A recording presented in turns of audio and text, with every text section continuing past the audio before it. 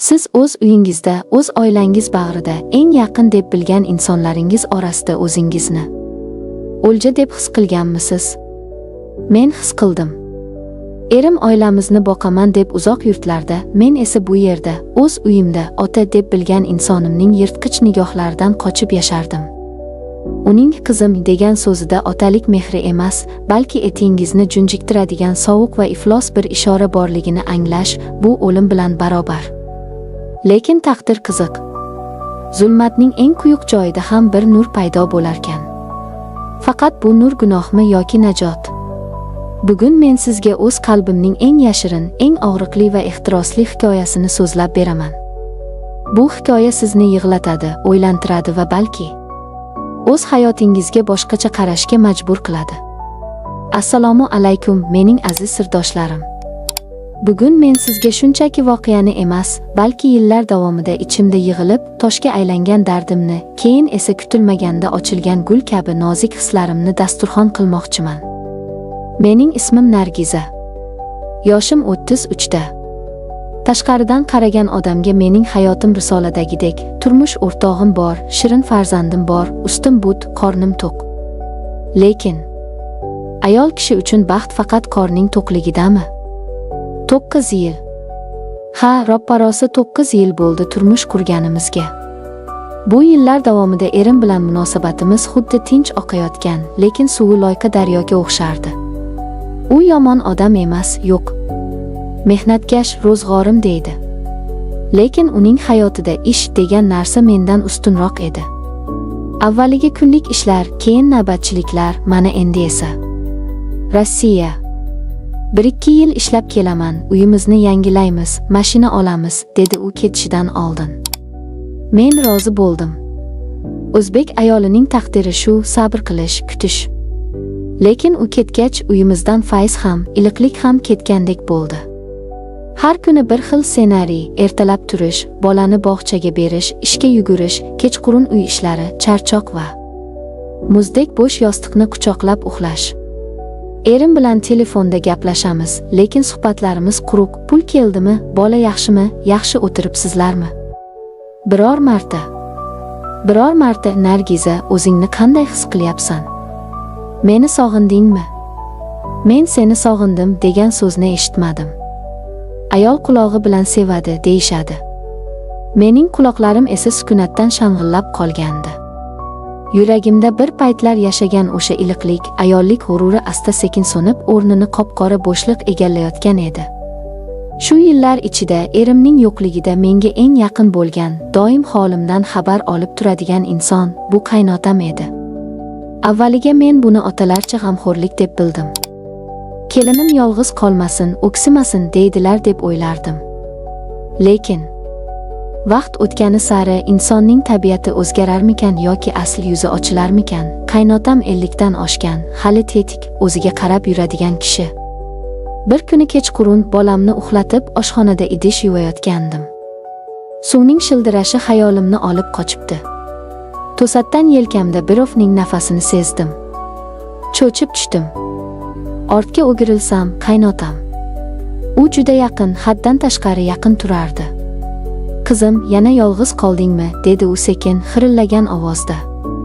Men o'zimni o'nglab, jilmayishga harakat qildim. Ha, dadajon, o'g'lingiz ishlari ko'pda, u menga uzoq tikildi. O'sha nigoh. Hozir ham eslasam, etim jimirlab ketadi. Bu otaning qiziga qarashi emasdi. Bu nigohda achinish bor edi, ha. Lekin uning tagida yashirin bir ochlik, qandaydir erkakcha baholash bor edi. U mening ko'zlarimga emas, lablarimga, bo'ynimga, keyin esa butun qomatimga tikilib turardi. Sen juda sabrli ayolsan, Nargiza, dedi u bir qadam oldinga siljib. Har bir erkak bunday ayolni boshiga ko'tarish kerak. O'g'lim, u sening qadringga yetmayapti. Bu gaplar zaharli asalga o'xshardi. Bir tomondan maqtov, ikkinchi tomondan erimga bo'lgan hurmatimni sindirishga urinish. Men noqulaylikdan qizarib ketdim.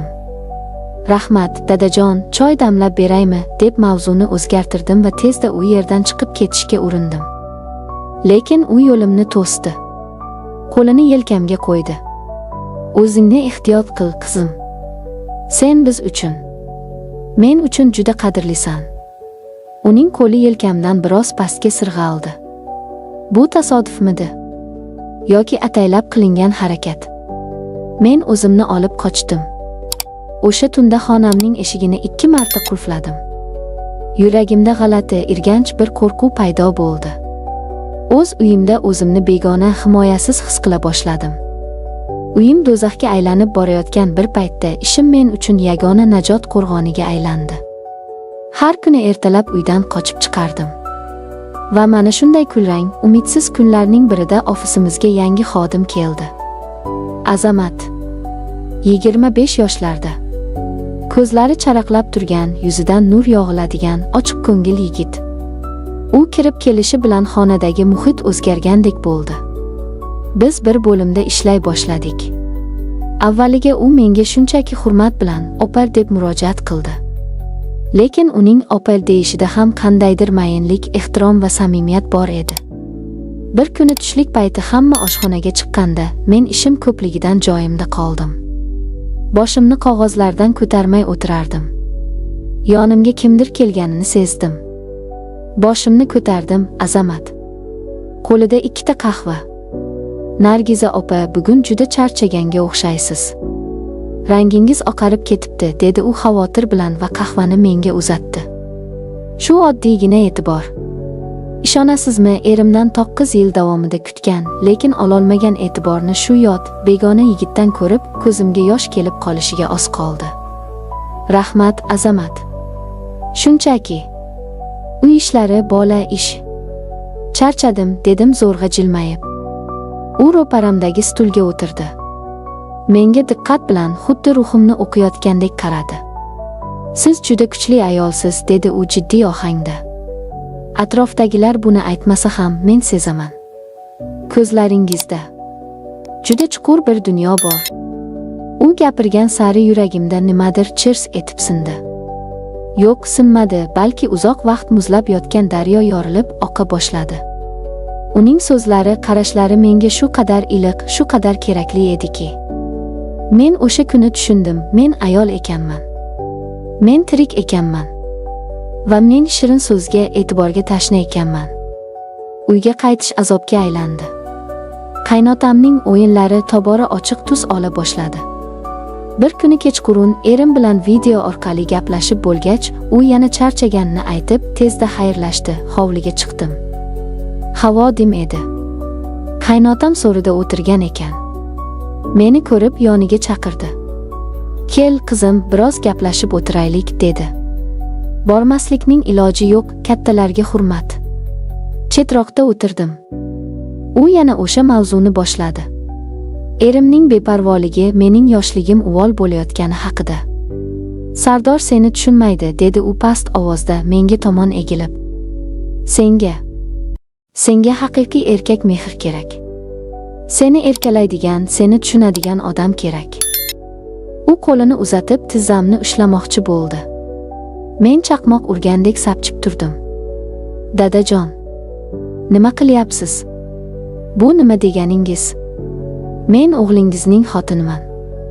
Allohdan qo'rqing", deb baqirib yubordim. Ovozim titrab ketdi. U pinagini ham buzmadi. Iljaydi. Iflos, jirkanch bir iljayish. "Men senga yomonlik tilamayapman. Shunchaki seni baxtli ko'rgim keladi. Oramizda qoladi hammasi", dedi u ko'zlarini qisib. Men yugurib uyga kirib ketdim. Vujudim titrardi. Ko'nglim aynib ketdi. O'z qaynotam. Ota o'rnida ko'rgan insonim. Nahotki o'sha kecha tonggacha yig'lab chiqdim. Erimga aytay desam, ishonmaydi, janjal bo'ladi, oilam buziladi. Aytmasam, bu yirtqich bilan bir qafasda qanday yashayman? Ertasi kuni ishga ko'zlarim qizarib, shishib bordim. Hech kimga qaramaslikka harakat qildim. Kechki payt. Ish vaqti tugadi. Hamma ketdi. Men esa ataylab sekin yig'ishtirirdim, chunki uyga borishni istamasdim. Tashqarida sharros yomg'ir boshlandi. Kuzning sovuq yomg'iri. "Nargiza opa." Ortimga o'girildim. Azamat. U ketmagan ekan. Haliyam shu yerdamisiz? Hamma ketdi-ku, dedi u eshikka suyanib. Hozir ketaman, dedim u o'zimni tutolmay yig'lab yubordim. Barcha yig'ilgan alamlar, qo'rquvlar portlab chiqdi. Azamat bir lahzada yonimda paydo bo'ldi.